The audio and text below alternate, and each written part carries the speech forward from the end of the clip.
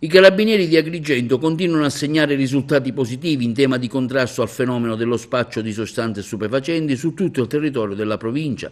Sono tanti i servizi predisposti dal comando provinciale a garanzia della sicurezza dei cittadini, che in questo periodo estivo si riversano nelle località balneari, frequentando locali costieri.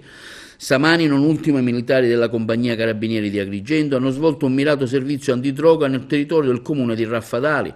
Dopo alcune perquisizioni, i militari dell'Arma si sono spostati in varie abitazioni sospette.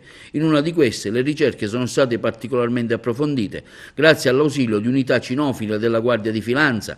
Eschilo e Tasco, due giovani esemplari di pastore tedesco, appena entrati in casa hanno subito iniziato a fiutare qualcosa di interessante. Tuttavia, nonostante la casa fosse setacciata in lungo e largo, i carabinieri non riuscivano a trovare la droga. È saltato però un coltellino ancora sporco di hashish, probabilmente era stato utilizzato per tagliare recentemente in dosi la sostanza. È saltata fuori anche della pellicola, infine un bilancino di precisione per la pesatura.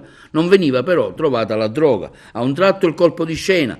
Uno dei due cani impiegati nell'attività di perquisizione è balzato sul tavolo da pranzo e ha iniziato a saltare e ad abbaiare, guardando prima il soffitto e poi il suo conduttore. Il cane ha ripetuto in modo frenetico questo comportamento. Così uno dei carabinieri è salito su una scala, ha rimosso i pannelli che delimitavano il controsoffitto. All'interno è stato ricavato un nascondiglio dove erano custoditi due panetti di hashish, 200 grammi di sostanze stupefacenti in totale, in parte già tagliati e confezionati in dosi. Sono stati così sequestrati.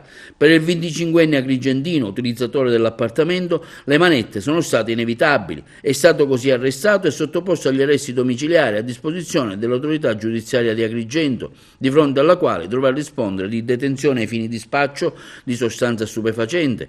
Ora la droga del valore di circa 1.000 euro al dettaglio verrà portata in un laboratorio per le valutazioni qualitative volte anche a stabilire il numero di dosi ricavabili.